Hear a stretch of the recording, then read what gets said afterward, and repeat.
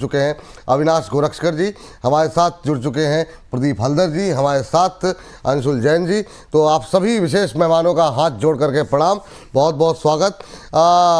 Avinash sir, आपसे शुरू करना चाहेंगे। ये बताइए कि मतलब लग तो रहा था डील के बाद सब कुछ अब सुधर गया, सब कुछ अच्छा हो गया, ये दर्द कम क्यों नहीं हो रहा है? वो है ना डायलॉग, इधर दुख कम काहे नहीं होता वाली बात हो गई है।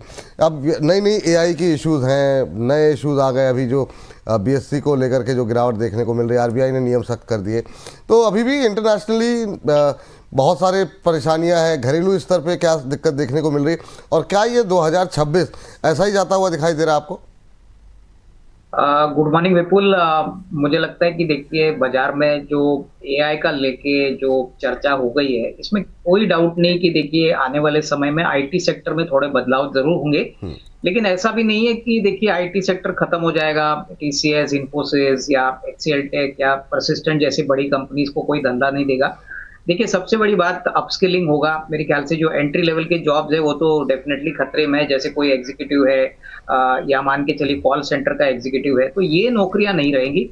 बट एक बात तो क्लियर है कि जो आईटी कंपनीज है प्लस जो मैन्युफैक्चरिंग सेक्टर है, वो एआई को यूज करके इनफैक्ट इनकी प्रोडक्टिविटी 30-40% इंप्रूव कर सकता है। तो ये बदलाव जरूर आएगा, बट शॉर्ट टर्म में मार्केट सभी को एक तरह देख रहा है। आई मीन नेगेटिव अप्रोच से ही मार्केट को देख रहा है कि खराब है, मार्केट और नीचे जाएगा, बिजनेस डाउन हो जाएगा। तो ये बातें मुझे लगता है कि एक शॉर्ट टर्म ट्रेडर के लिए हो सकता है कि थोड़ी सी चिंता दे, लेकिन लॉन्ग टर्म इन्वेस्टर के लिए मुझे लगता है अच्छी अपॉर्चुनिटीज आपको मिलेगी। और रही बात इंडेक्स को लेके, तो मुझे लगता है कि देखिए अच्छी बात यह है कि अभी थोड़ा थोड़ा करके एफआईआई वापस इंडिया में पैसा डाल रहे हैं। इंडिया यूएस ट्रेड डील हो चुकी है। हमारा जो मैक्रो पिक्चर है वो काफी स्ट्रांग है, और मुझे लगता है कि बजट में भी जो अनाउंसमेंट्स किए गए हैं उसका इंपैक्ट आपको मेरे ख्याल से अप्रैल में जून के क्वार्टर से थोड़ा बहुत देखने को मिलेगा। नतीजों का सीजन भी मोर और लेस ठीक है, मेरे ख्याल से कोई बड़ा नेगेटिव सरप्राइज नहीं है। हालांकि नंबर्स इतने भी अच्छे नहीं थे, लेकिन चौथी तिमाही हमको लगता है काफी अच्छे आएंगे। लेकिन जो सेक्टर्स है, ऑटो कंपोनेंट्स है, कैपिटल गुड्स है, होटल्स है, हॉस्पिटैलिटी है, केमिकल सेक्टर है, मुझे लगता है कि यहाँ पे फोकस करिए। एक्सपोर्ट ओरिएंटेड कंपनीज भी अभी थोड़ा बहुत रिकवरी मेरे ख्याल से अप्रैल में जून के क्वार्टर में दिखाना शुरू करेगी, तो टेक्सटाइल्स एक अच्छा सेक्टर हो सकता है मेरे ख्याल से। देखिए, आपको अभी स्टॉक स्पेसिफिक रहना है और गिने चुने स्टॉक्स के ऊपर ही प्रॉपरली पोजीशन लेना है। मेरे ख्याल से ओवरऑल ब्रॉडर मार्केट एक छोटे रेंज में रहेगी, और ये जो नेगेटिव न्यूज फ्लोज आते हैं, एआई का हो गया या कैपिटल मार्केट रिलेटेड जो न्यूज आ गई है कि ब्रोकर्स को अभी 100% फंडिंग देनी पड़ेगी, ये शॉर्ट टर्म में डेफिनेटली नुकसानदायक है। जैसे कि बीएससी का शेयर आज डाउन है, एंजल वन डाउन है।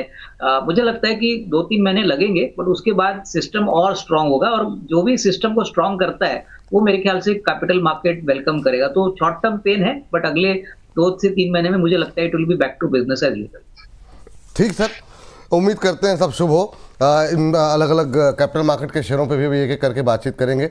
प्रदीप जी, आपका व्यू मार्केट पे कैसे देख रहे हैं इस समय की जो आज की जो गिरावट के इंडिकेशन थे, और क्या शाम तक संभल पाएगा बाजार? बिल्कुल जी, उससे पहले अगर आपका परमिशन हो, एक कॉल मैं देना चाहूँ। हाँ बिल्कुल बिल्कुल बिल्कुल बिल्कुल, कॉल से पहले तो महत्वपूर्ण कोई चीज कंपनी का नाम रहेगा Akums drugs, AKUMS drugs and pharma. So अभी 487 एंड 488 के आसपास का प्राइस चल रहा है। मुझे लगता है कि करेंट जोन से ना हमें बाय करना चाहिए। ऑलरेडी स्टॉक 7-8% भागा है, लेकिन अभी भी इसमें पोटेंशियल बाकी है। जिस तरीके का पैटर्न है, लगातार एक लोअर लो फॉर्मेशन था, नीचे भी आ रहा था। मुझे लगता है कि करेंट जोन से बाई भी करना चाहिए। स्ट्रक्चरली भी चेंज हुआ है। अगर हम देखेंगे 2023 के आसपास, जहां पे कंपनी 200 करोड़ के आसपास नुकसान कर रहा था, वहां पे लास्ट जो रिजल्ट पोस्ट किया है ऑलमोस्ट प्रॉफिटेबल है। मतलब एक धंधा था, जो धंधा ऑलरेडी लास्ट 2-3 सालों में नुकसान कर रहा था, वो धीरे धीरे करके प्रॉफिटेबल हुआ है। एंड जिस तरीके का चार्ट भी है, मुझे लगता है कि करेंट जोन से अगर आप बाय करके जाते हैं तो पहला टारगेट यहाँ पे 498 का होना चाहिए। सेकंड टारगेट यहाँ पे होना चाहिए almost 525 and above. 525 and above जाने के लिए रेडी हो रहा है। एक स्ट्रिक्टली स्टॉप लॉस आज का जो डे लो है यहाँ पे आप मेंटेन कीजिए। ये स्टॉप लॉस हिट नहीं होगा फिर भी, क्योंकि स्टॉप लॉस लगाना मैंडेटरी होता है। 454 में एक स्टॉप लॉस मेंटेन कीजिए, करेंट जोन से बाय कीजिए। नेक्स्ट 2 से 3-4 दिन का व्यू रहेगा। पहला target 498, second target 525 and above जाने के लिए रेडी हो रहा है। करेंट जोन से एक बार खरीदारी करके जाइए। करंट जोन से एक बार खरीदारी करके चलें। आज की पहली कॉल और हुकुम डेस्क पे नजर रखें। यहाँ पर 498 पहला टारगेट, 525 दूसरा टारगेट। स्टॉप लॉस जो दिया गया है उसका रखें ध्यान, 455 का। अभी फिलहाल के लिए 8% की तेज़ी यहाँ पर देखने को मिल रही है, लेकिन प्रदीप जी आश्वस्त हैं कि यहाँ से अभी 10-12 रुपए की रैली जो है वो और देखने को मिलेगी फर्स्ट टारगेट के लिए, और उसके बाद जब ये अचीव होता है तो 525 दूसरा टारगेट यहाँ पर जो है के लिए आप खरीदारी करके चल सकते हैं। करीब 8% ऊपर ट्रेड करता हुआ 455 का एक स्टॉप लॉस यहाँ पर लगाने की सलाह जो है दी गई है। तो नज़र रखिए ऑकोम ड्रग्स एंड फार्मास्यूटिकल को लेकर के 8% की तेज़ी, लेकिन अभी के लिए जो मोमेंटम बना हुआ है उसमें ये और नए इंट्राडे हाइज बनते हुए दिखाई दे सकते हैं, ऐसा मानना है प्रदीप जी का। जैसे यहाँ पर कोई और नई तेज़ी यहाँ पर देखने को मिलेगी या फिर प्रदीप जी जो है यहाँ पर स्टॉप लॉस टारगेट में कोई बदलाव करना चाहेंगे, दोबारा स्क्रीन पर लेके आएंगे, या 489 पे पहुँचता हुआ तो अब 8.25% ऊपर ऑकोम ड्रग्स का शेयर। तो शानदार मोमेंटम बनता हुआ यहाँ पर ऑकोम ड्रग्स पे, और जैसे ही यहाँ पर नए उच्चतम स्तर बनते हुए दिखाई देंगे और ज़्यादा तो फिर दोबारा स्क्रीन पर लेके आते हैं। जी मार्केट पे आपका व्यू? जी बिल्कुल जी, देखिए मार्केट को लेके मैं लास्ट दिन भी मैं शॉर्ट कॉल देना नहीं चाह रहा था, कहीं ना कहीं पॉजिटिव मेरा व्यू था, और मैंने अंशुल सर ने भी, और जो हमारा एक ही सेम व्यू था, सो कहीं ना कहीं नीचे बाई करना है। सो देखिए अभी जिस तरीके का हमने देख लिया ऑलरेडी शॉर्ट टर्म में कि अलग अलग कंट्रीज के साथ डील हो चुका है, बजट हो चुका है, तो ज्यादा कुछ सेलिंग प्रेशर मुझे नहीं दिखाई दे रहा है। और कहीं ना कहीं देखिए आज का जो लो था 25,372 के आसपास, वहां पे डिप लगाने के बाद जिस तरीके का रिकवरी है, सो मुझे लगता नहीं कि बाजार ऐसे ज्यादा कुछ नीचे आपको दिखेंगे। ओवरऑल मेरा 2026 का व्यू पॉजिटिव है। नीचे आने पे आपको क्वालिटी स्टॉक्स खरीदने का मैंने सलाह दिया था, वही आपको करना है। और एक चीज देखेंगे अभी का, अगर निफ्टी का पी भी देखेंगे 22.6 के आसपास चल रहा है। हिस्ट्रिकली देखा जाए तो ऑलरेडी मार्केट एक थोड़ा बहुत वैल्यू अच्छा ओवर वैल्यूएशन पे ही रहता है। सो कहीं ना कहीं मेरे को लगता है कि अगर हम कंपनीज का ग्रोथ देखेंगे, लास्ट ईयर उतना बढ़िया हुआ नहीं था, Q4 का जो रिजल्ट आया वो मोटा मोटा मेरे को अच्छा लगा। अगर नेक्स्ट एक साल में, इसी साल में मान लो नेक्स्ट 2 से 3-4 क्वार्टर भी अच्छे से थोड़ा बहुत रिजल्ट आ जाता है, एंड अगर हम देखेंगे जीडीपी ग्रोथ भी ऑलमोस्ट 7.2%, 7% के आसपास का अप्रोक्स मेंटेन हो रहा है।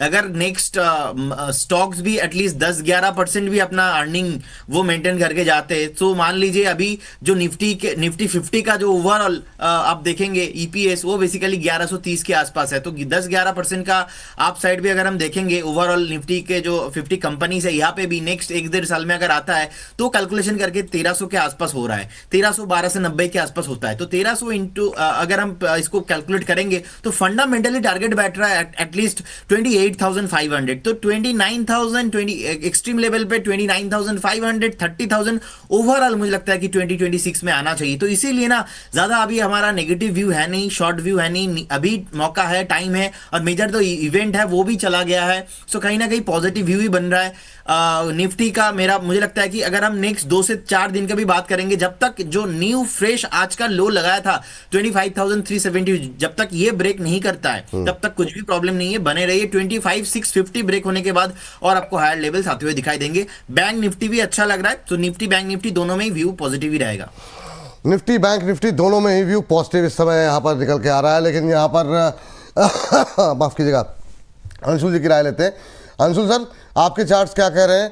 और बाजार ठीक है, लोअर लेवल पे खरीदारी की सलाह है, लेकिन चल भी नहीं रहा है सर, ये भी समस्या बनी हुई है।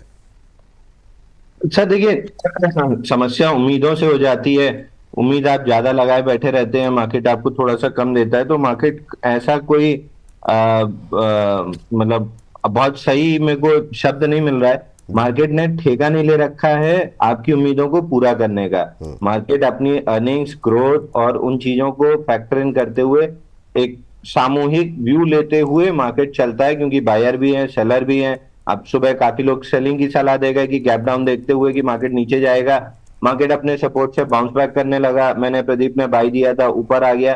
तो ऐसा नहीं है, मार्केट आपकी उम्मीदों का कोई वो भार लेके नहीं चल रहा है, वो अपने हिसाब से चलेगा। और मार्केट की दशा दिशा अगर आप देखेंगे ऊपर ही की है। लास्ट वीक हमने इतना डाउनफॉल देखा, हमने निफ्टी आईटी में इतना कुछ हलचल होते हुए देखा, जैसे एक दूसरे एनालिस्ट आते हैं उन्होंने कहा तांडव होते देखा। तो पूरे के बाद भी इतना आईटी में तांडव हो गया, उसके बाद भी अगर आप वीकली चार्ट पे जाके निफ्टी और बैंक निफ्टी देखेंगे तो केवल इनसाइड बार का प्राइस एक्शन था। बिफोर लास्ट वीक बहुत बड़ी बार बनी थी।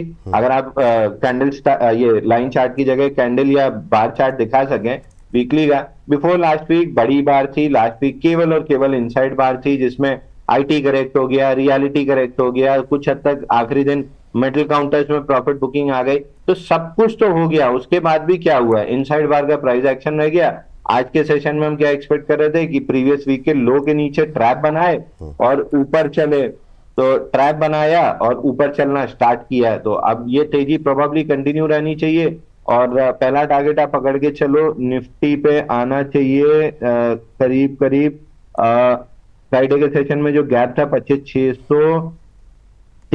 25,630 के आसपास पहला टारगेट आना चाहिए। और नीचे के गैप फिल हुए हैं तो अब ऊपर के गैप फिल करने जाएगा। और बैंक निफ्टी में क्लियर रिलेटिव स्ट्रेंथ है, 8,500 पहला रेजिस्टेंस है, जैसे ये निकलेगा 8,800 की तरफ, 8,800 876 की तरफ बढ़ेंगे, उसके ऊपर हम 61,417 के ऊपर बढ़ेंगे। तो अगर आपको तेजी के सौदे करने हैं, आप बैंकिंग स्टॉक खोजिए, बैंकिंग स्टॉक नहीं मिलते हैं तो बैंक निफ्टी में प्ले कीजिए। अगर फ्यूचर ऑप्शन करते हैं तो ठीक है, जो ज्यादा सजेस्टेड नहीं है बैंक 20 ले लीजिए। अगर आपको शॉर्टिंग देखनी है, जो कि सलाह बिल्कुल भी नहीं है, लेकिन रिलेटिव वीकनेस निफ्टी में है, तो अगर कहीं भी कोई फील्ड ब्रेकआउट या कोई भी रिवर्सल ट्रेड बनता है तो निफ्टी में देखिए। बाकी सलाह नहीं है शॉर्ट की, सलाह लॉन्ग साइड की ही है और बैंक निफ्टी पे ही आपका फोकस होना चाहिए।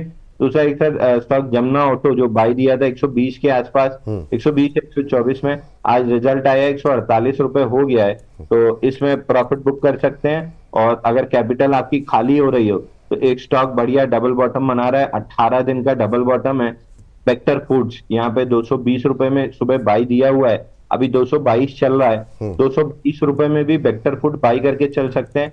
10 रुपए की तेजी 230 232 रुपए की आपको आराम से 1-2 दिन में मिल जानी चाहिए। तो वेक्टर फूड यहाँ से बाई करके चल सकते हैं। वेक्टर फूड्स यहाँ पर एक बार स्क्रीन पर लेकर के आ जाते हैं। वेक्टर फूड्स अगर इस समय खरीदारी करें, स्टॉप लॉस टारगेट सर एक बार फिर से रिपीट कर दीजिए। अभी जो चल रहा है 222 के आसपास, अभी 222 पे खरीदें तो टारगेट क्या रखा है, 10 रुपए ऊपर 232। हाँ सर, 232 रुपए पे 50 डे मूविंग एवरेज है जो बड़ा रेजिस्टेंस का काम करेगा, तो 232 का टारगेट लगाइए। अगर 232 नहीं अटका तो 242 रुपए तक भी खिंच जाएगा, बट चूंकि 50 डे मूविंग एवरेज बड़ा रेजिस्टेंस होता है, उसको ही पहला टारगेट मान के चलना चाहिए। और स्टॉप लॉस आप लगा लीजिए 212 रुपए का। 212, चलिए 212 का स्टॉप लॉस स्क्रीन पर अगर संभव हो तो एक बार दिखा दीजिए। ये देखिए शानदार तरीके से 222 रुपये पे चलता हुआ 4.25% ऊपर, 232 ये टूटता है, 242 दो टारगेट यहाँ पर निकल के आए। स्टॉप लॉस आपको रखना है 212 212 रुपये का स्टॉप लॉस रखें। Mister vector food speciality chemical इस समय ये भी जो है शानदार तेज़ी दिखाता हुआ, और यहाँ पर भी और ज़्यादा तेज़ी संभव है 8-10 रुपए की, उसको अगर आप प्ले करना चाहते हैं तो बिल्कुल कर सकते हैं। ऐसा मानना है अंशुल जी का। 232 242 दो टारगेट दिए गए, लेकिन 232 पे एक रेजिस्टेंस है, तो चाहें तो एक बार के लिए प्रॉफिट बुक कर लें। वो अगर मजबूती के साथ तोड़ता है तो फिर 10 रुपये की और रैली यहाँ पर देखने को मिल सकती है। फिलहाल के लिए 4.5% ऊपर जो है ट्रेड